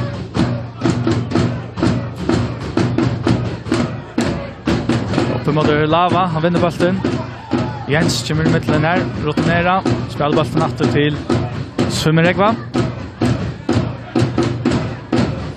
Och vad märker jag för Víking? Är det bara med vår firman eller kommer så tvär utskiftningar? Ja, jag hade det är några krafter och det är Arvis spelar ganska Lava en väldigt god kontraspelare och tar komma lite nu upp och kontra. Han är shooter och stärskor. Så kommer han att rätta söjna så tror inte skapar han till söjna. Så han är en ideell kontraspelare. Så men annars tycker det är bara några krafter bara. Ja, Tobias har bollen någon. Som så helt jag får bo i hans Paul här. Karl. Ja, vad som i fältet. Här lukar vi att Clement för hållkonväckna. Fluktande bollen in eller litchande. Så är det Víkingur så är det. Lava. Ja. Ja, han vill kanta över det här av är det nog Jens? Ja. Guldkorspass plats här såna. Ja, bara så. Han rör på han fyra förna men han tar det som vi snackar om vi Lava vi Stisch och Kjallagan. Vi ser bälten släppa springa ena förna. Så skompar han en kvann man för kvabbel nästan så innan och för stävin och vi där sätter mot Rockon. Fyra där vi kostar mål så och här var nervi och Sean det stövar i sliven. Så han det är det som Lava då otroliga väl att man kan egentligen släta bälten springa. Han är som en shooter och tärskor att han skompar det som är fyra och för stävin. Ja, det ser ut att det är Hans Paul. Hans Paul lever just där näkra för att ta änta igen så vi frusparks runt om. Ja, det är när vi över straffen nästan där man sänder in ju ringen någon och skjuter så han för att sikta efter Örnsugan då på spåren kvar. Ja. Ghost över här till Víkingur. Det lägger sig 8-2-0 här i Runavík. Hans Paul han ger sig till att skjuta.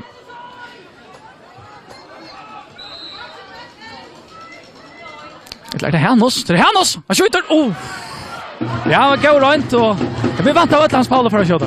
Ja, hade det i rätt som han rönner att Hannos är sån ett torskskott så han kommer för där och att lägga Hans Paul. Men som räcker var klar. Ja. Ja, en så tar liv än här. Men tog ju för så smått att en gång då när det Víkingur att göra en utskiftning av träet.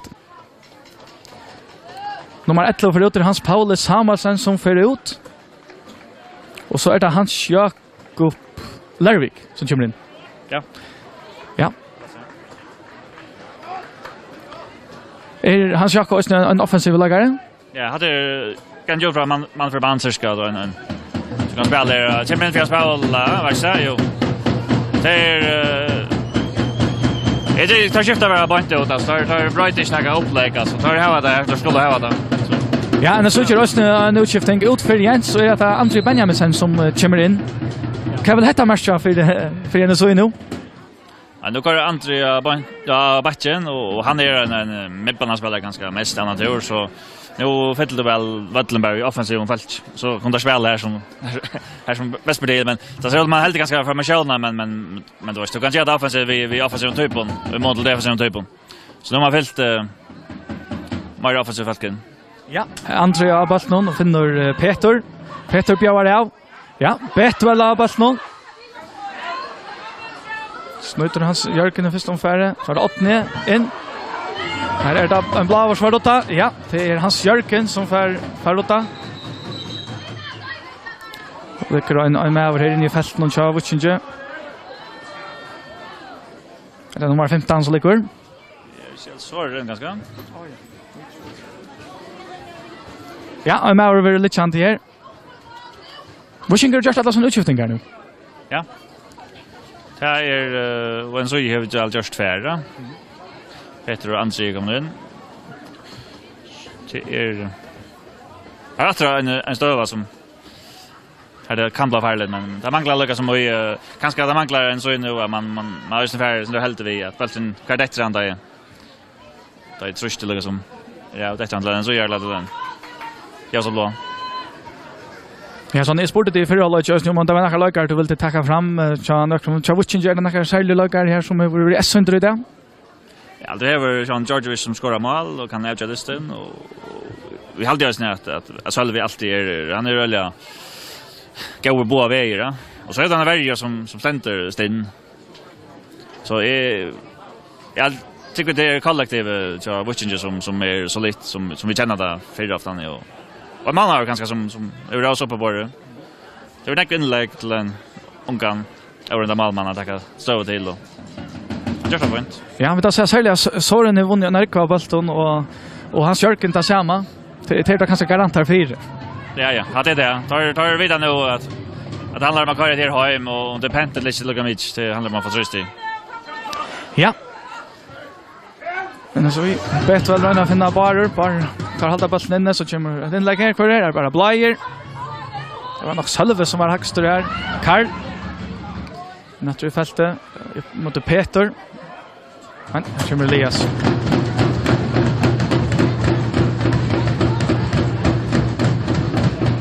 Ja, gick på bollen på halvna tja NSOI.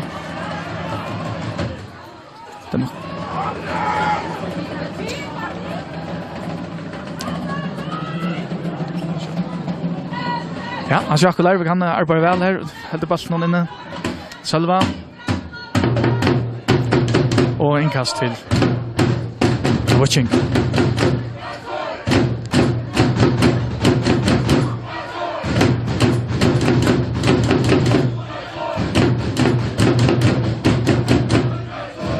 Ja, bollen för ut, målspark till Nzui.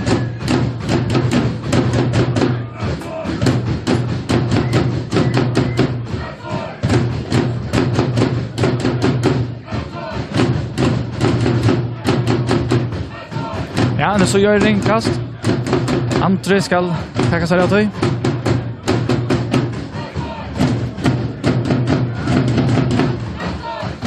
Karl.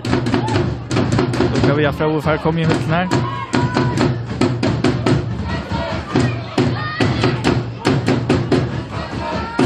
Till Summerekva. Lossa bollen uppa. In här då. Ja, det är Soren som vinner bollen.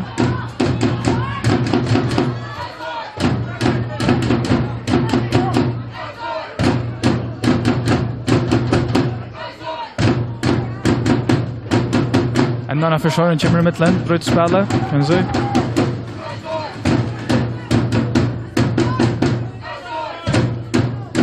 Tobias. Ja, verkar på inte Hans Jörgen, ja, det ser ut som att det var en skott runt från Hans Jörgen.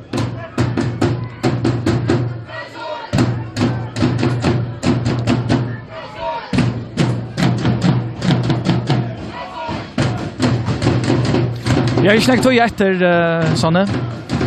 Vad ska den så göra nu ta sista? Jag ser ut att det var inte gröna trusten så man inte gång kommer till inlägg och så där tillfälligt så när 16 meter men det handlar om att åtne och bara långt från bollen och så är det bara en fyra och så börjar så här och hoppar han fettler till en så gör det. Det är smart att göra. Ja, så det Clement inn I felten nå. Det vil Gunnar Rytsen nå. Ja, så hotna sparskt til NSOI.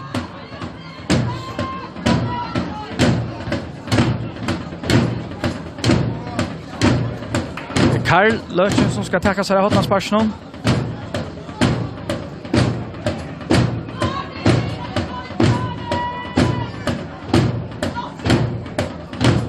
Väl fäste för Hackster där. Ja, här var för på mellan vinner och Futchen där och tända som en målspark till Futching. Det pålar han också ut eller när vi kunna pricka in. Ja, han blev raskare alltid. Han var på en framför. Han fick också mycket. Jag bara fick inte knä jag eller så kunde jag gå sån malje.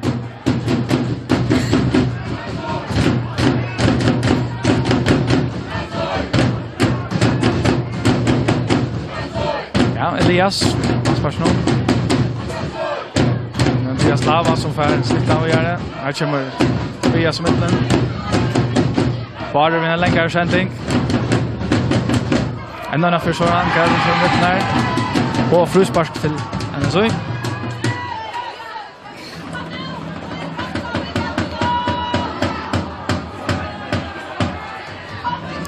NSOI gör klart till senaste utskiftning. Så det är Jan Ellensgaard som gör klart det. Han ska komma in.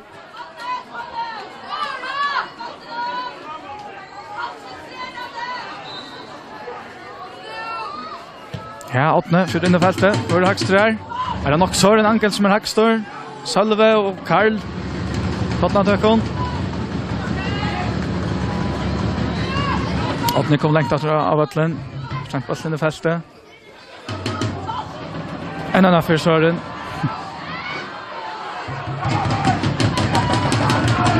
Barer. Finner Karl. Ja, jag kommer Elias I mitten.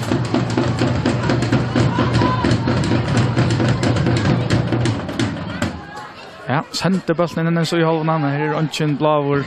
När vi. Det ska bara väljas nu. Chovichinje.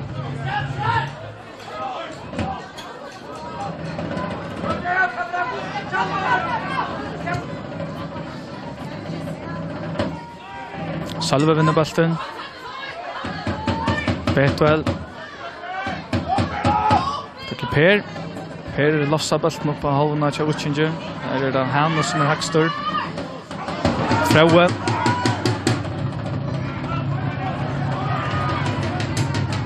Namar Salve. Bara kommer med till bollen.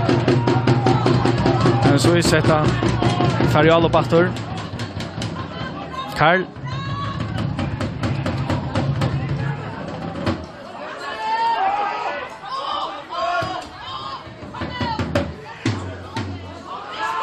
Det nok Gunnar vatten var som kommer I mitten. Andre, god innanför till Karl. Nu fältet. Paljanos och Hackstor. Så är det här som kommer väl upp här. Salve rota väck. Fruspark till NSOI. Och guldkort att rätt på att plats Sanne. Ja, han känner för sent och det guldkort till alltid man kan säga.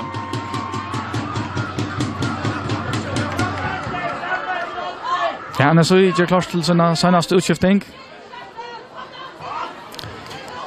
Det var inte om det är Karl som får ut oss ut, att det är Karl som får ut och Jan kommer in. Är det bara för att få en huvudmannen? Ja.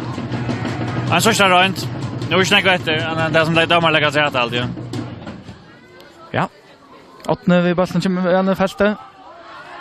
Frauer Hackstor. Betuel. Så Hannos för Rota. Åttne attaste Mauer.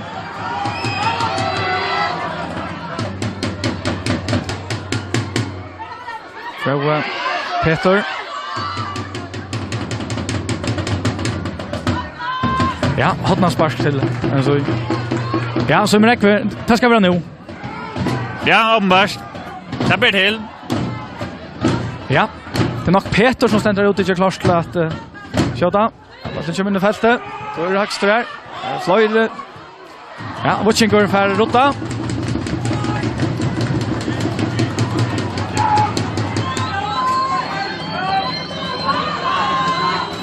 Barur. Så ikke kjørt enn hva dommeren har lagt av tre. Det nok ikke kommer. Amen. Barur kastar inn i feltet. Frauer Hakstor. Jan. Frusparsk til Vucing.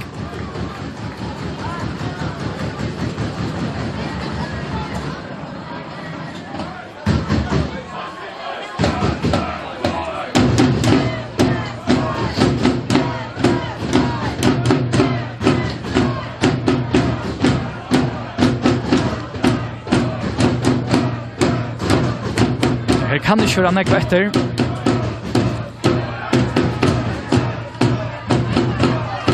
Så jag bara någon åtne. Frau över lite kände. Så han är inte helt rum hött. Han vill ju skriva i hötte och ta skall domaren Bruksla.